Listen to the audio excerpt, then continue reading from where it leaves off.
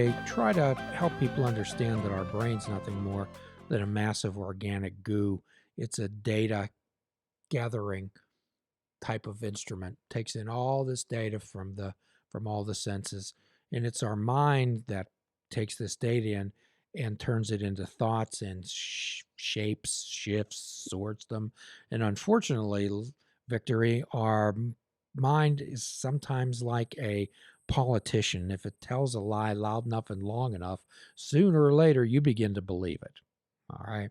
So, what we try to do is help people understand that they do have an I self that can choose how much of this drama to participate in.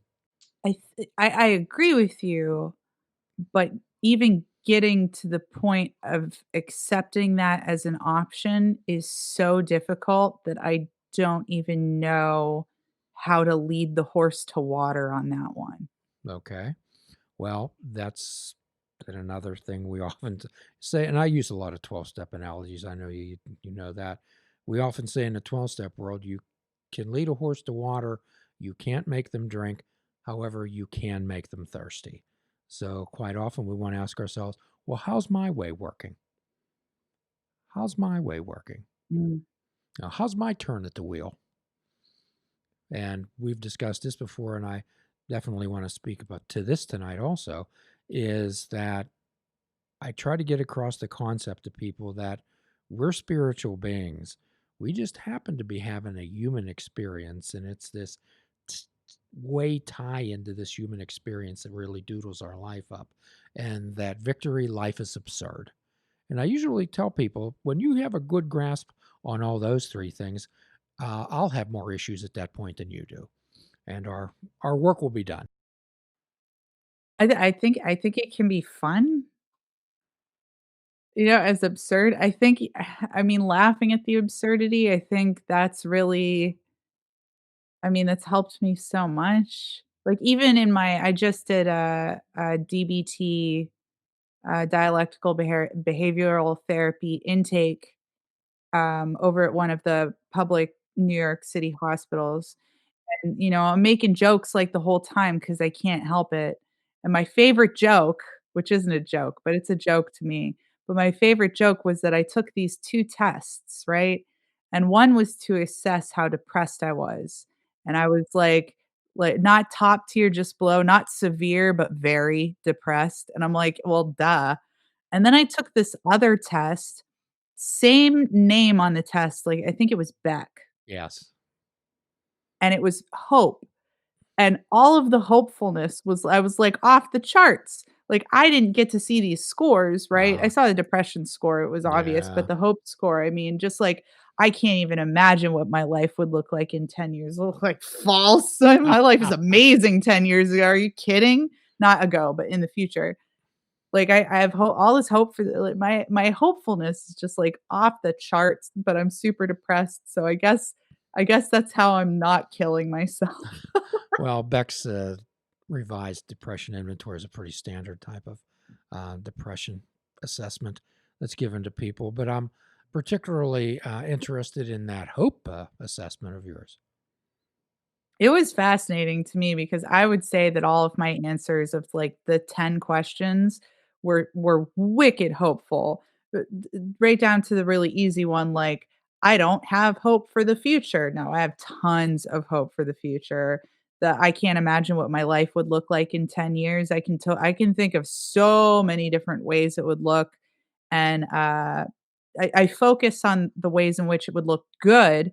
I'm sure that I could think of ways I would just live in a cardboard box, but why would I focus on that?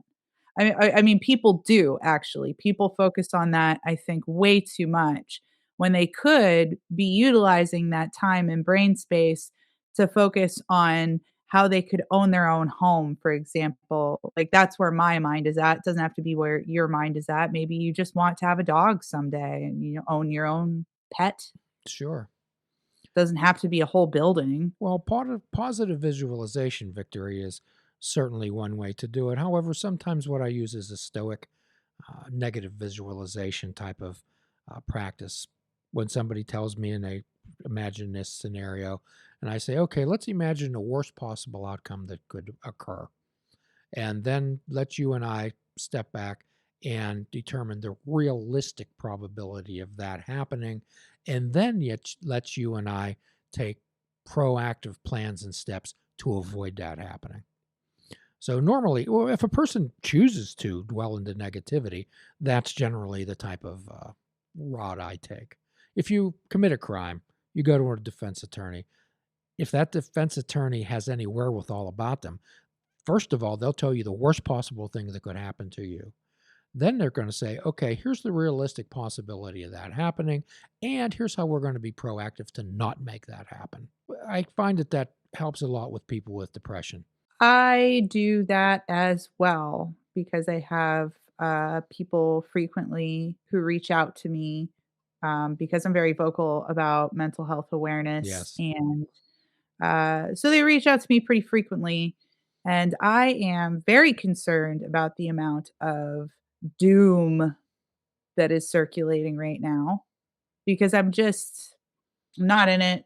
I'm not in doom world. I was in doom world. I was in doom world when it was cool, all right? Like like pre-pandemic, like I was goth as fuck and, whatever.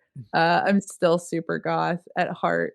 Um, but the doom that I see is really concerning me. Um and I think that's why I've gotten even more vocal about Ah, mental health stuff because I want people to know, like, "Hey, you can go get help. You can go ahead. There's people to talk to.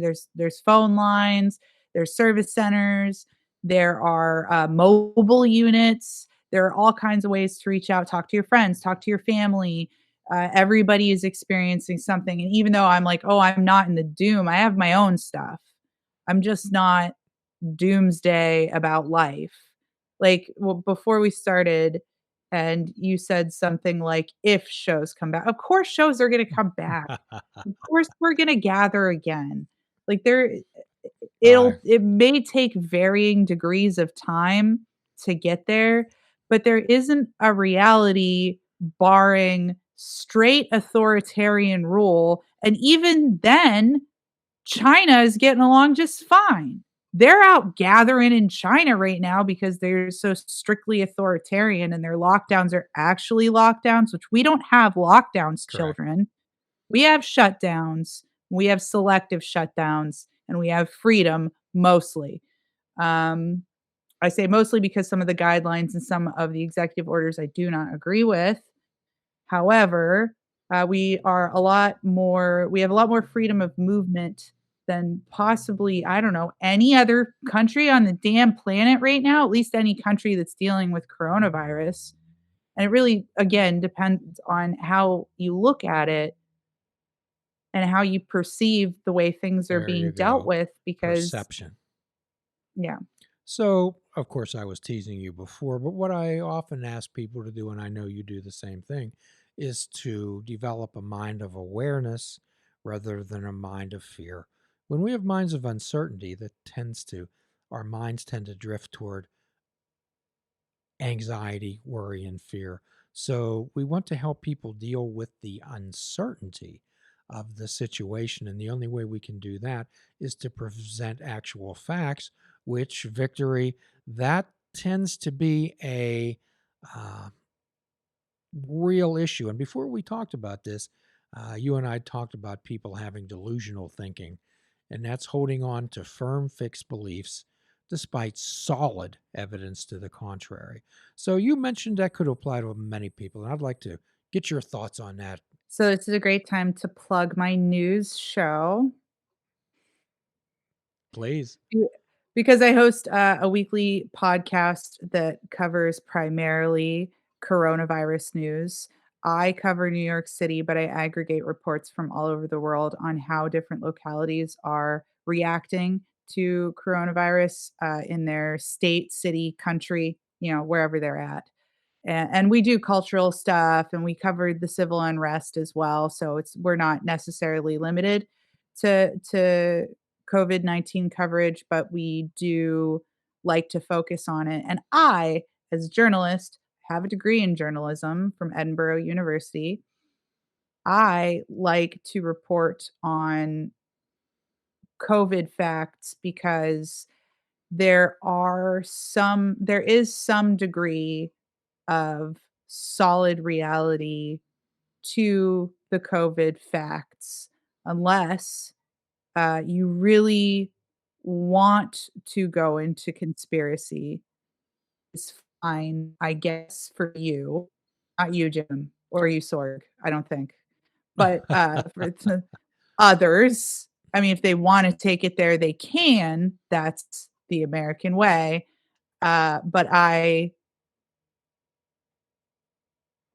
choose to believe the evidence that is presented to me by the leadership I trust, and the leadership I trust is New York Governor Andrew Cuomo and some of the other governors. So the information that we got from the federal government, from the White House, and from President Trump seems to have been factually, knowingly inaccurate. Spell it out. There's seems to be quite a bit of evidence that President Trump was aware of how deadly the virus was and lied to the American citizens in order to prevent panic. Huge paraphrase. Um, I don't particularly like that way of going about things, and I think that the New York governor did differently. I think that he just presented facts and did so calmly, and then I believe, to a degree, New Yorkers reacted calmly, rationally, and followed risk mitigation. However, there was a run on supplies. Toilet paper is the big thing that everyone talks about, and about 500,000 people fled the city of New York Wow. alone. That's just New York City. That's not even like the state. And we were talking about that earlier Yes. too. And pardon if I just swear gratuitously. I guess bleep me, but man, they're No, just pussies. They just bailed. I have no respect for anyone who just left. And I know that I am, like, calling out some people that I would probably prefer not to call out by saying that. But wow, come on. Even when I got here, which was at the peak of the pandemic when we yes. had 800 people dying a day in the state of New York, uh, I told my friends and family who are absolutely terrified for my life that I felt like it was very likely that I was going to the safest place in the country, if not the safest place in the world, and that is 100% what ended up happening. I'm not even from here, and I knew that, and y'all bailed? Come on. Come on. Sorry. Not a problem. Not a problem. So, victory, and again, I keep using these 12-step references. There's a line in the book that says, the message that can interest and hold people must have depth and weight. So that means that there has to be solid evidence behind the message that you're sharing, and what you're telling us is that's what you're presenting. I double verify everything that I report on, and I do my best to cover laws and numbers, things that are not really up for debate. I'll put my opinion in there because it's difficult not to. Like if I see something that is particularly helpful or particularly egregious, I'll point that out. But if there is a law that I can read the words of the law to the people on my show, which I've done several times, like just read executive orders on my show, Hmm. that's pretty factually accurate information. And then when I give people guidelines, what I think helps with risk mitigation, I do that as well. However, with my correspondence, I don't censor them.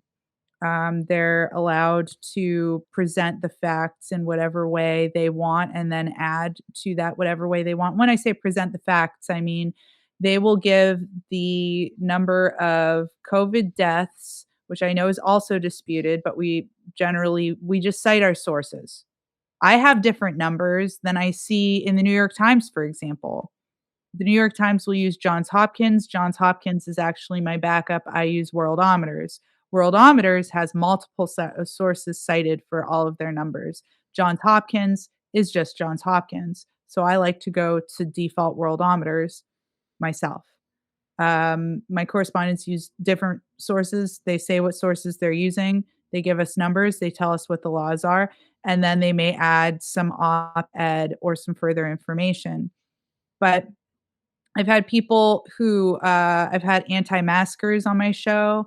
I've had Trump supporters on my show. I've Good, had good, libertarians on my show. good. It's very important to me not to just say, "Hey, I have this factually accurate, unbiased news show." It's just not true. I have a news show that reports in good faith. Everybody on my show believes what they're saying is true. That's about as good as you can get these days. So, everyone out there who may be listening to this show says, that sounds great, Victory. How do I access your show? Oh, we're live every Thursday at 1 p.m. on YouTube and Facebook, and you can find them both by searching my name or youtube.com/Liss Victory. That's Liss Victory, or facebook.com/Liss Victory Music. We might be moving off the Facebook because I mean, I have a lot of friends who are subversives, so it seems almost cliche to say, "I feel like my Facebook is being suppressed," but anywhere you go in big tech and you talk about things like coronavirus, you're gonna get suppressed, like, that's just kind of a reality. Okay.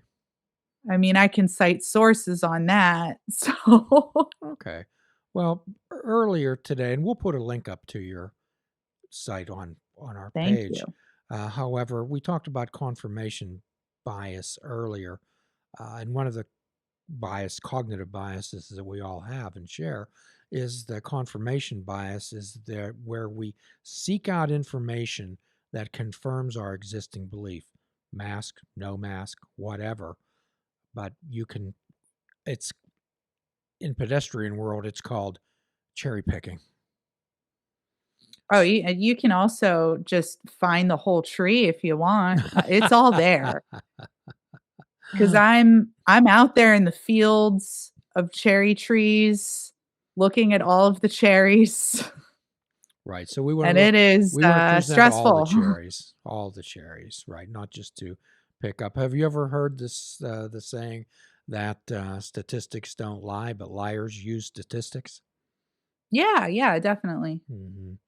So one of the ideas is you're presenting some information out there, and I don't think I've ever seen the divisiveness in this particular country like I'm witnessing today. I think that I do think that it's gotten worse, and I think that it's gotten progressively worse, and I wanna say since 2016, but I'm sure it was there, and we just weren't aware of it. I've also spent the majority of my life in urban areas. Even my hometown is a small city, so even though I do find that my friends from my hometown, they have this, like, conservative lean to them, and I love it Sure, because I do absolutely. too, because 'cause we're from the same place, and, like, there's this residual, I don't know, conservatism that comes with it, Hmm. even though we're, like, hyper liberal, artists and stuff, like, I'm talking about guys in metal bands.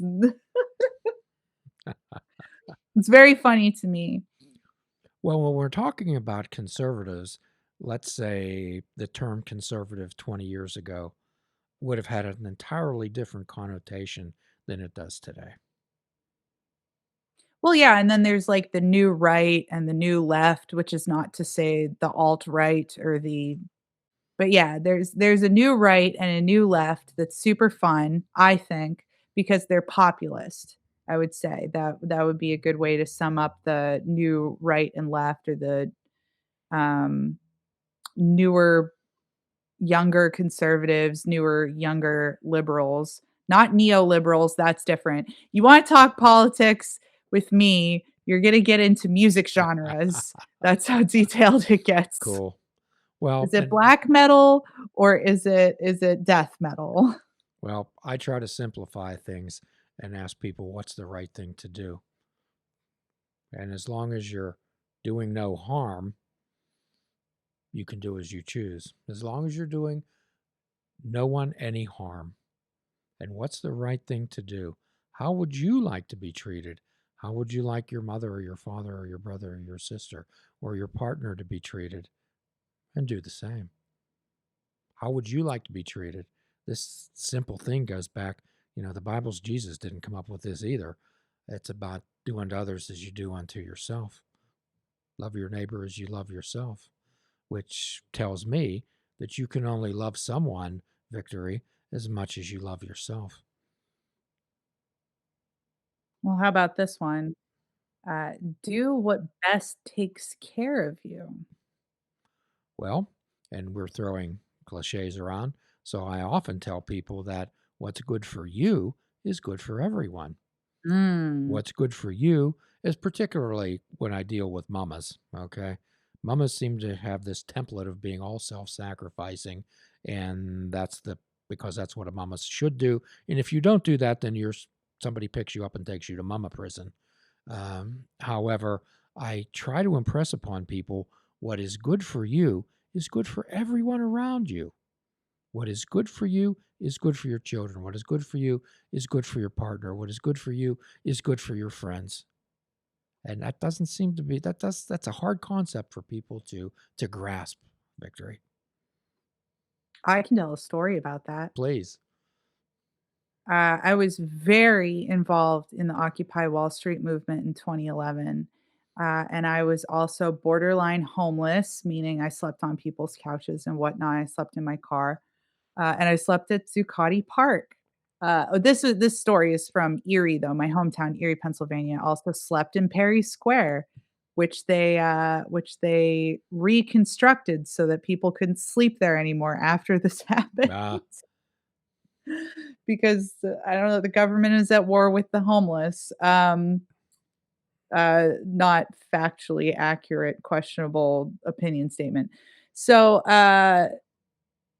I saw a woman get hit by a car while I was occupying in Perry Square in Erie, Pennsylvania, and I had, like, everything on my back and in a backpack. I had this huge backpack that I took everywhere I went, and, there wasn't anything I could do. I was pretty much left helpless, and then this woman, this, like, suburbanite woman with this huge SUV, at the very least, because it was cold outside, step 1, "Hey, come sit in my car." Get out of the cold, right? So, like, step 2 was, do we call 911? Step 3 was the hospital is, like, literally 3 blocks from here. We're just gonna take you to the hospital in the giant SUV that first gave you shelter.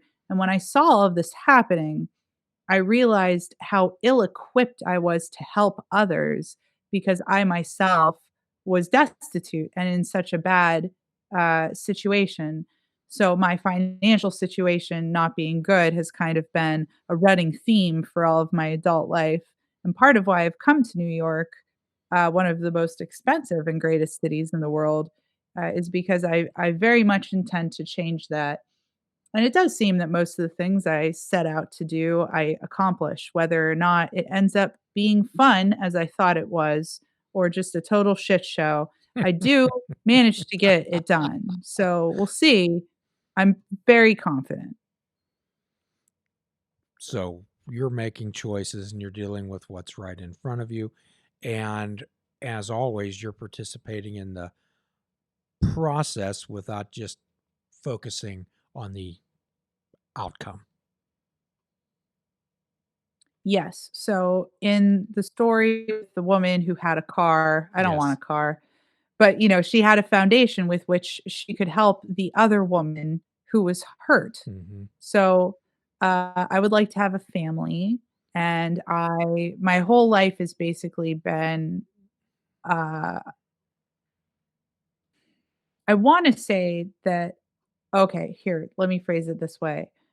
I have wanted to live a life of service, but I think I have not been executing that as effectively as I should have been because I was abandoning myself and I wasn't taking care of myself and I was replacing that with other people. And that's not how one properly lives a life of service. By life of service, I just mean helping others. All of my goals with all of my art has always been, "Oh, if I could just help one person," and then I did, and I was like, "Well, how many more people can I help?" And I wanna help everyone, I wanna help the world, I wanna change the world, I wanna make the world a better place, and that's all well and good, but if you're starving while you're trying to do it, or you can't you're if you don't help yourself, then you're setting yourself up for failure by being ill-equipped to put forth the effort to help others. If you're starving, your brain can't think to have a conversation with someone who's reaching out to you because they think that they'd be better off dead, which happens to me very regularly. Yes. The reaching out, not so much the starving part. I'm eating pretty well these days. Don't panic, everyone. Okay, so breaking news. I'm going to refer back to 12-step recovery. Two purposes to 12-step recovery. Number one, stay clean and sober. Number two, carry the message. That's it. So, what does number one say? That it's okay to be selfish and self-centered about your own recovery because you cannot carry a message if you don't have one. Yes, this syncs up very well with what I'm working on myself, as well as trying to deliver this message to others. Because I know a lot of people who are suffering and a lot of people who are struggling. Yes. And Please check out our website at fishingwithoutbait.com, where you can listen to the show, comment on our discussions, and find out where you can subscribe to our podcast. If you're interested in flying the colors of Fishing Without Bait, click the shop icon on our website. We have clothing, mugs, cell phone cases, and so much more. Show the world that you fish without bait. This show is a member of the Sorgatron Media Podcast Network. Find out more at sorgatronmedia.com.